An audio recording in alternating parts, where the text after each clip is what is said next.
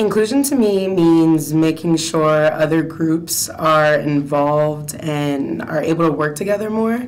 I know based on my experiences and being here at college, my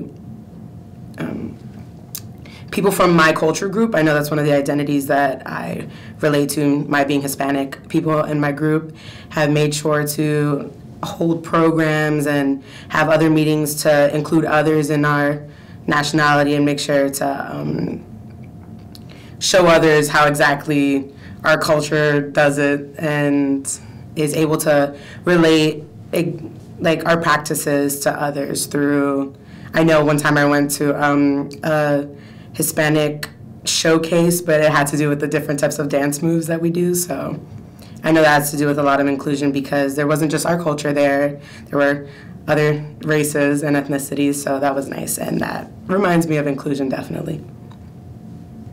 I've heard a lot of words on campus. I've obviously heard derogatory forms of, or derogatory words used for homosexual people, for African Americans. I know specifically I hate when people use a term that's gay, because I have a lot of homosexual friends and I don't like that it's used in such a negative way because, I mean, gay means happy and people use it as like, that's horrible, that's bad. And one time I asked a friend of mine if he would be okay with someone saying that's black, and he was just like, oh, I think that's funny. And I'm just like, how is that funny? Because it's negative. So I've heard that, and other terms used like gay women, like dyke, and a lot of Hispanic derogatory terms, especially on social networking and all that. So I've heard it a lot. I would definitely say that language has helped me build bonds and relationships with people on campus, and through language I've been able to know exactly how people are. I am not really the type to associate myself with people who use derogatory language or with people who are extremely negative or with people who I guess just aren't understanding, and you can tell that through the language they use unless they just like to use any type of language just 'cause. But I would definitely say that language has allowed me to see people for who they are on campus. I think it's important for people to consider the language they use because everybody always talks about first impressions and how important they are. So if in your first impression you give off that you use a lot of derogatory language, or if it just sounds like you say things just to say things and are negative or just don't think about what you say, then that just shows that you as a person, you're just not acknowledging that what you're or what it is that you're saying is worth thinking about. So I think it's important to think about your language so that you don't misrepresent who you are, or I mean, even maturity. So I think that's really important. I definitely point out that it's not right to use that type of language. I don't often because, like I said, I don't really associate with people who use derogatory language or just really are immature. And those that I know do use it, or those that I know that may use it at times, I do correct them or I do inform them because, I mean, it may not be their fault that that's the language that they're using, but I want to make sure that they understand that that's not right. I think that the posters that I've seen about inclusive language, those definitely help because it pops out at you. I think that there could be, I don't know, a talk or some type of seminar where people talk about how inclusive language affects them, and they're able to see exactly how language, when it comes to culture or class or any of the other identities, I think they'll be able to see how that affects other people, so they'll be able to know not to use it. And through like seminars or through posters, through ads, or even like I said on social media, I think that'll work because people look at those things and people like to be involved. So they'll be informed, and that's not going to be an excuse for them not to know to use the language. Actually, a lot of my friends, my close friends, we feel very strongly when it comes to non-inclusive language, and we have made it a point to actually talk to people together. And I mean, it's not like we're ganging up on them, but we want to make sure that like people are informed. And like I said, my really close friends, because we have the same viewpoint on it, so I've seen them do it. Actually, I have a friend who was just on the UMD shuttle this past weekend and heard some derogatory language aimed at, I think it was Middle Eastern people.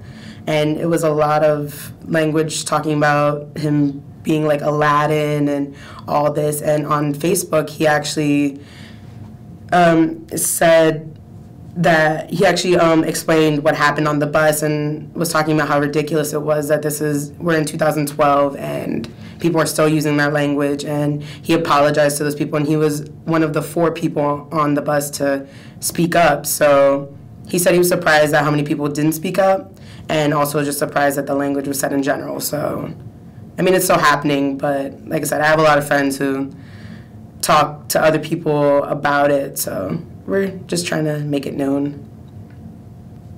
I think it plays a huge role because what you see on Twitter and Facebook is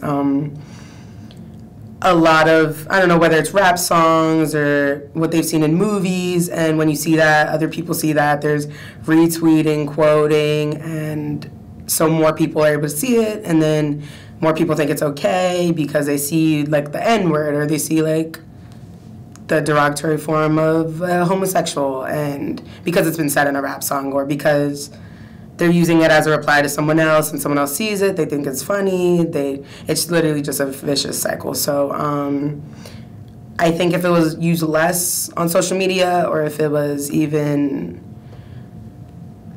if someone combated it on social media, that'd be better, and then that being retweeted and that being shared and liked and followed, that'd be better. So I think if more people said it on there, then they would know that it's socially acceptable to not conform and say that it's not okay to use that language. I think in a university setting, one thing that they should keep in mind regarding language is that there's a lot of different cultures and just a lot of different people here in general, whether it's class, culture, race, ethnicity, sexual orientation. And they need to realize that we're not all one person. Everyone has different feelings, different emotions about different things, and it's not saying that people have to not speak or not talk about how they feel or not use a certain type of language. They just need to be aware that it may affect someone else. So whether it's that they say it or ask somebody before they say it, if it's appropriate, then that'd be best. I just think that they need to think before they speak, and if they do speak and someone informs them that it's not appropriate or it is derogatory or it does hurt somebody's feelings, that they need to take that into consideration, change what they say, even apologize. I just think that it's important that people acknowledge that there are a lot of different people and they need to think about what they say. I think that is a long way coming. It'd be a lot nicer place, I suppose.